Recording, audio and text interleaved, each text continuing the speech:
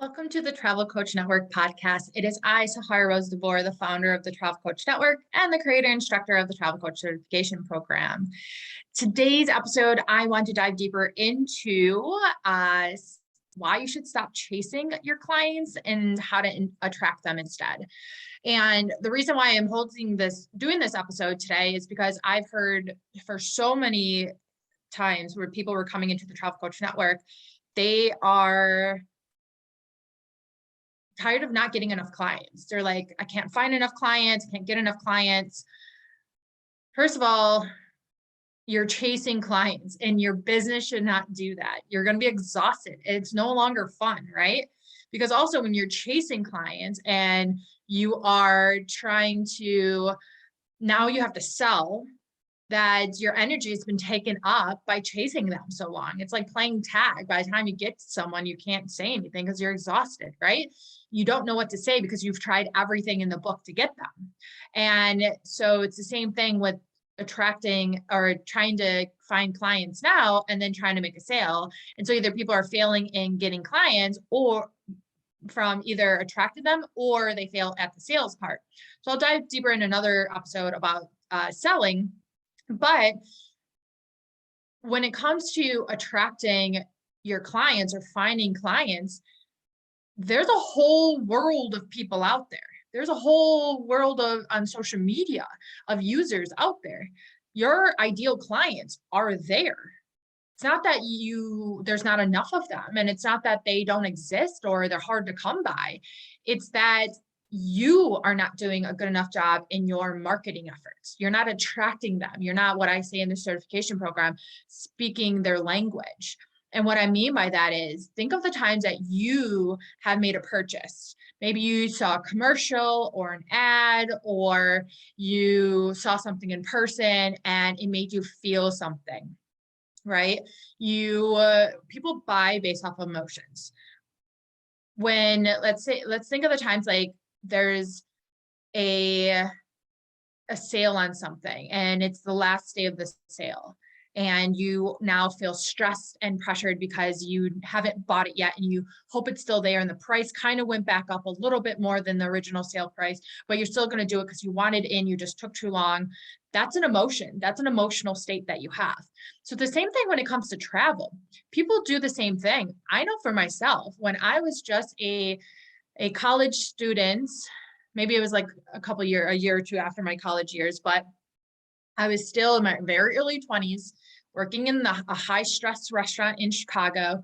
And I just worked myself to the bone because it's just what I did. And I remember being so overwhelmed, unhappy, stressed, anxious that I would find myself during work sitting in the corner, just like writing down destinations I want to go to. I was kind of mapping out places in the world I want to see. In that moment, that was an emotional state. So people choose to travel for a wide range of emotions. We choose to travel, take a look at the past few years. The pandemic really amplified our desire and value of travel. People were itching to go somewhere, get on a plane, go somewhere. And travel doesn't necessarily mean get on a plane, but just to get into a new environment, to see something new, to experience something new.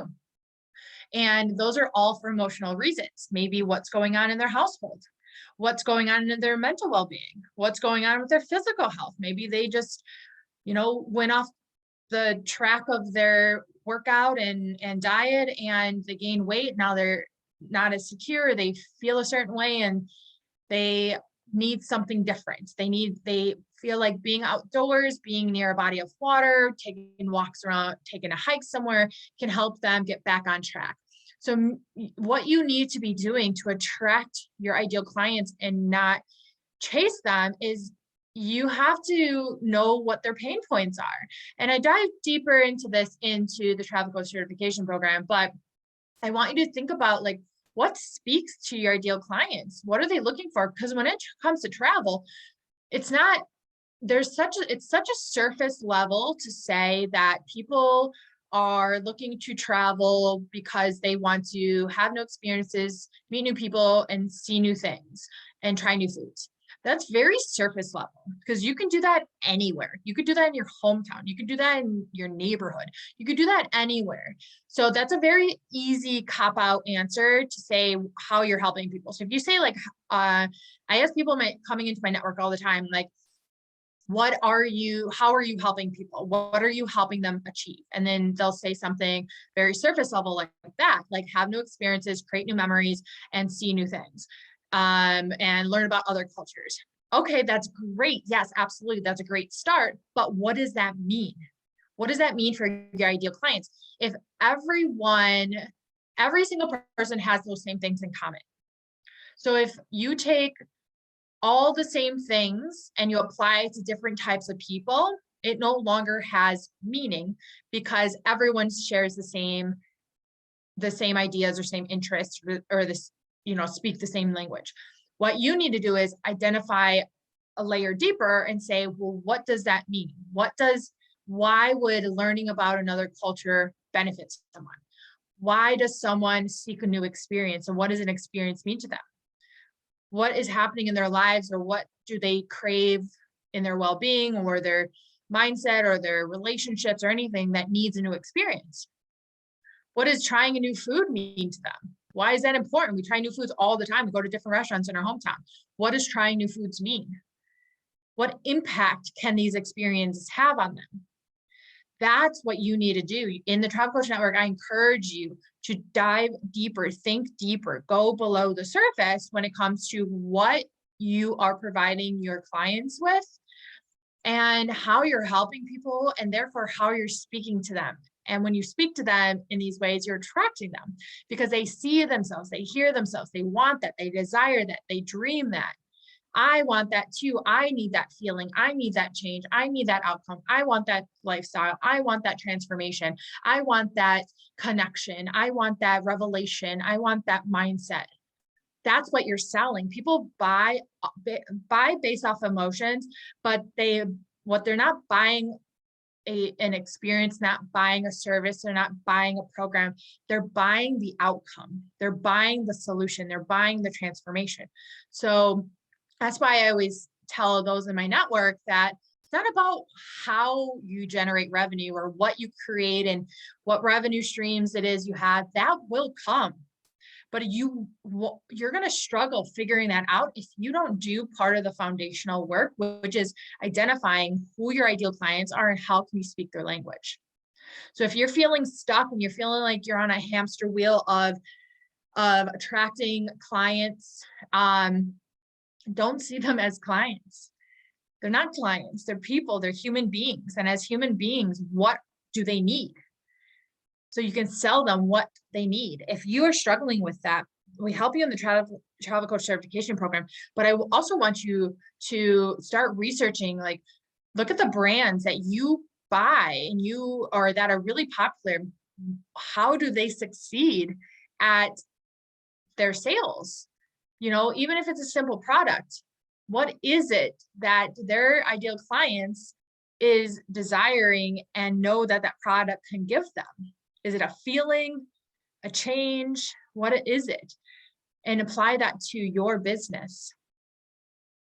So be sure to follow us on Instagram at the Travel Coach Network, learn more at thetravelcoachnetwork.com, and send us a hello. We look forward to having you in our Facebook group. You can find that in the show notes, and hopefully having you on our podcast. You can also learn more about joining our free group, Facebook group community in the link in the show notes, like I mentioned, but you can also find there the free beginner's guide to travel coaching. If you know anyone who'd be interested in travel coaching, be sure to send them our way to our podcast or our community. We truly appreciate it. And at the end of every episode, I will be sharing one fun fact about me.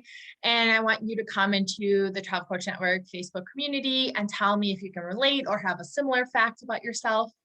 So today's episode's fun fact about me is that my dog Sophie is adopted. I adopted her, I think it was 3 years ago. I feel like it was longer. I think it was 3 years. She was about 3 or 4 years old. They aren't quite sure.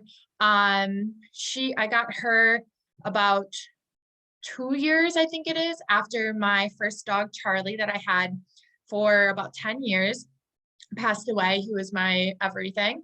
So I got Sophie, and it was the first time that I adopted a dog.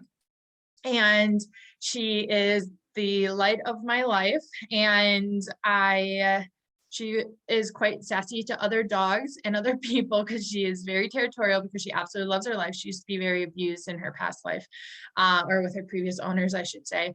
And I love her. So if you have a love for dogs or adopted animals, come into the Facebook community and share that love and interest, or drop a picture in there if you do have one too.